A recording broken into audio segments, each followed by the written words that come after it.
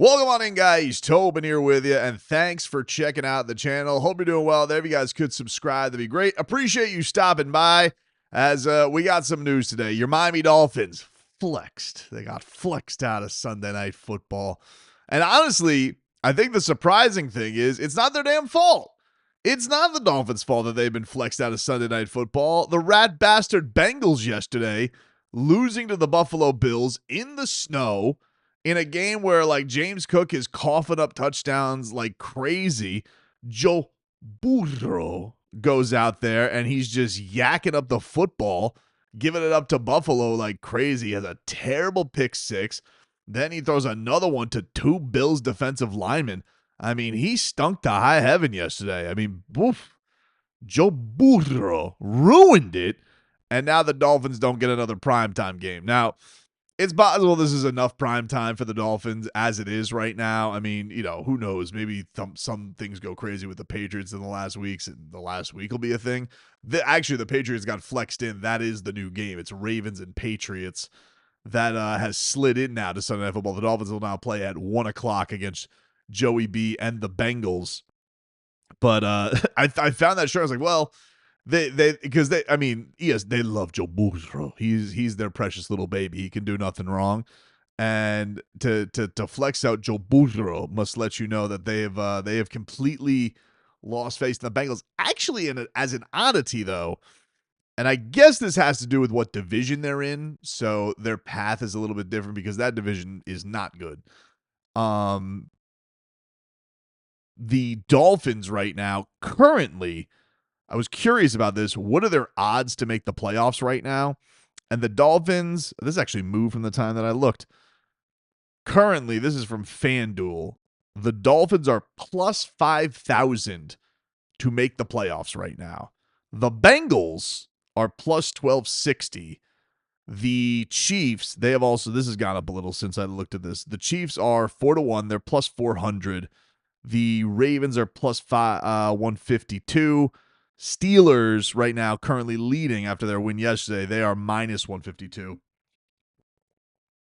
And the Colts, who just lost Daniel Jones. I saw this as I first got out. I thought I was getting pranked. Phillip Rivers might come off the couch to go QB for them. Holy crap. That's crazy. I love the idea that QB is like the one position where sometimes these guys are just like, man, should I dial it up?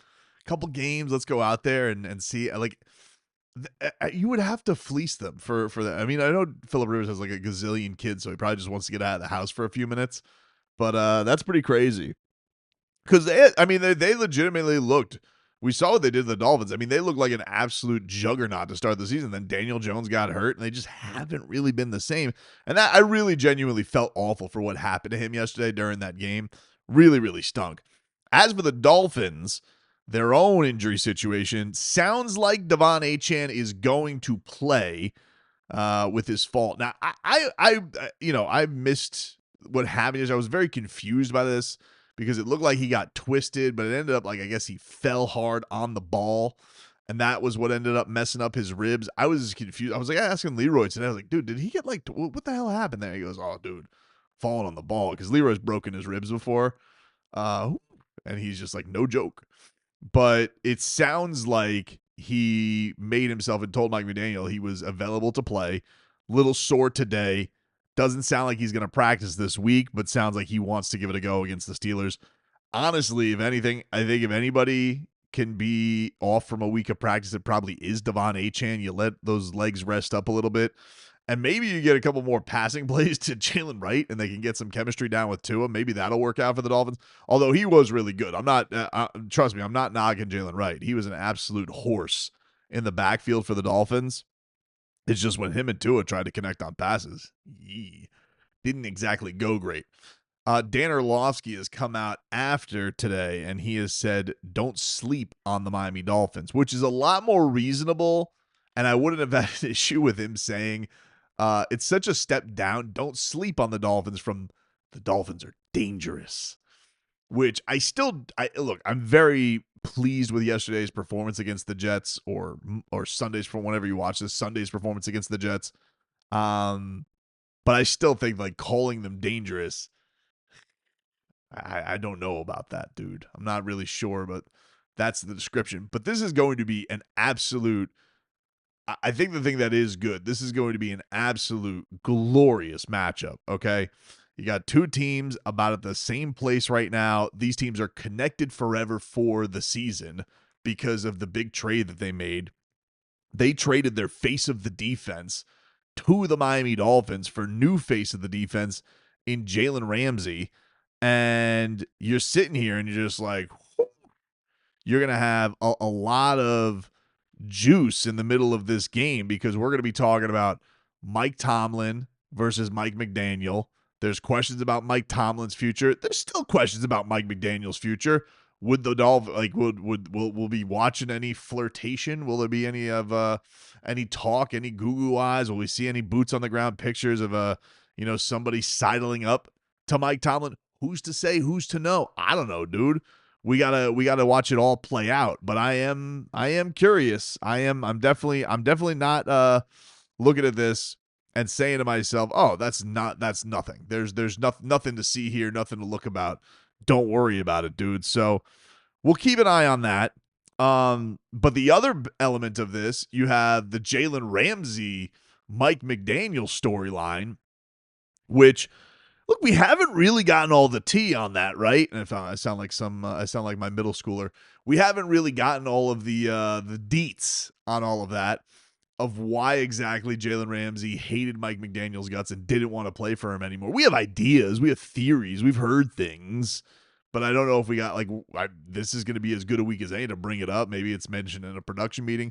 Maybe it's mentioned. I'm sure Jalen Ramsey and Mike McDaniel will try to give nothing, but maybe something slips out in the midst of like a production meeting or something like that, and we can hear what's what there. And then as far as you got Jonnu Smith making his return, though he is not. I mean, he has not had a good season for the Pittsburgh Steelers. It's pretty crazy to see what he's brought up this year. 30 catches, 190 yards, 2 touchdowns. Last year for the Dolphins, I mean, geez Louise, 88 catches, 884 yards, 8 touchdowns. Pretty wild. Pretty wild to see that go down the way that it did for Jonnu Smith. But look, they have a lot of other tight ends too. Like they have guys who they will also throw to in that position. But it is odd. Like I thought that was going to be like, I envisioned it that it's a guy in Arthur Smith, the OC. Like he had this guy before. I would have envisioned this is a guy they're going to go to a lot. Aaron Rodgers, though, the one thing I'll say is like sometimes he has his favorites, and I know he's kind of thrown Jonnu under the bus. So there just may not be a connection there either. Like it just maybe Jonnu Smith takes his paws up and he decides, I want to go back to Tua next year. I don't know. Who's to say, dude?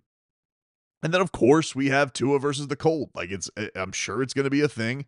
To see what is going to be the weather, prime time, cold, December.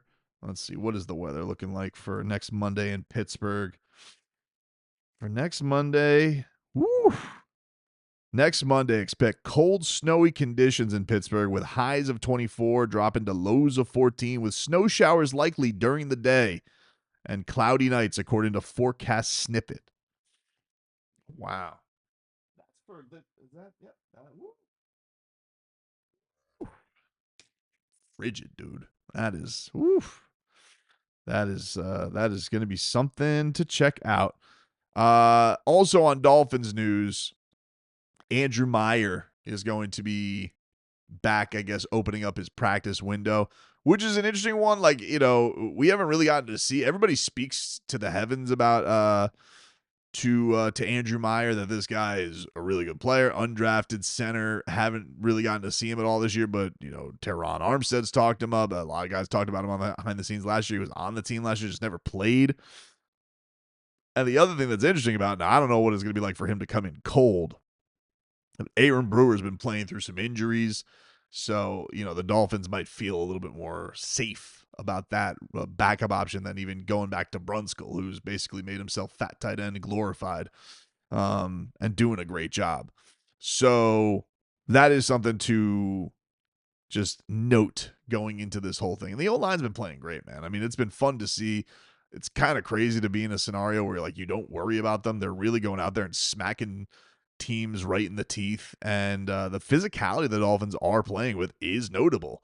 Um, I hate to be the guy who's burying this all down to like one thing, but it really does feel like if the Dolphins can get a good game from their quarterback, or at least not a disaster game, then I think they could have a chance to win this game on the road. That travels. Like what the Dolphins are doing right now, and Mike McDaniel's made this point, this is the type of football that can win late, can travel, can go with you anywhere, and then can also give Tua some comfort to set some things up. It's just a matter of like, hey, just don't. It's been so good the games you're not able to be a time bomb.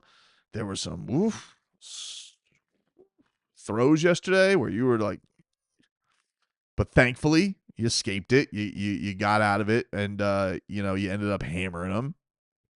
But yeah, it does feel like very much, and I know this isn't like guru-ness to break down football, but it's like, yeah, the Dolphins can go out to Pittsburgh, take care of the damn ball. We don't have a Xavier Howard, Jalen Ramsey situation where like he's got the book onto it. Although I don't even know if that's gonna work like it did in Indianapolis. Like I don't feel like this team plays the same. That was kind of the first inkling. Like Tua wasn't on the same level that he was in past years, the way that he played in Indianapolis. But I don't think that this is even that team. Like Achane played awesome, but really leaning into the run game is something that this team has embraced and has put him in a good spot. So it's exciting. I think we're finally got our arms around. Like the Dolphins have themselves a big game. Vegas still doesn't think they have a shot in hell really to make the playoffs, but if you do, hey, there's the odds out there. Go take a flyer on it, throw a 5-ski on it. I'm not suggesting, I'm just saying it's out there. And this could be a big proving point for the rest of the season. You go and you get through this and you get yourself in a position to get yourself back to 500 with a scenario of 3 games left in a season that looked like it was in the toilet. And, then you get back. I mean, like, look, if you wanted to talk yourself into it, like, you win that Pittsburgh game, you're going to be confident going into the Bengals game, and you win the Bengals game. The Bucs have not played good basically since since October. They just haven't been the impressive team. Like all those cardiac Buck games that they had kind of gone by the wayside. And then, of course, New England's going to be a huge, huge test. So, look, the Dolphins, this has been an unbelievably crazy year, frustrating, aggravating at times. I still don't feel like the fan base has all of the juice behind it that is going to believe in this. Like, I don't think they're going to believe in it till you say they have a game for the playoffs. I think this game coming up against Pittsburgh is about as juiced up as the team will be. But I think it's going to be all cautionary because, everyone's going to be like, if you guys blow this, any trust you thought I was going to have in you is lost for even longer. So I don't know if everybody's quite ready to put their whole arms around it, but this is as anticipatory a game as you can get that they've basically had since the Thursday night game against the Baltimore Ravens. And then I guess the Bills kind of was great that they beat them, but everybody was a little down in the dumps. They're coming off the Chris Greer firing, undefeated since they did it, by the way. Mutually parted. I apologize. But here we are. We're in this spot now. The Dolphins have a chance to get themselves back even, and we'll see where that puts the playoff picture after a week. But certainly with Indy going down, the Central team's not looking like any great shakes. We'll see how this shit. I mean, the Chiefs seem like they might be dead in the water. It's probably still a very long shot just because they have so much catching up to do. I mean, one team in the South, if it's not the Colts, the Texans are probably coming up on the back end of it. They have tiebreakers.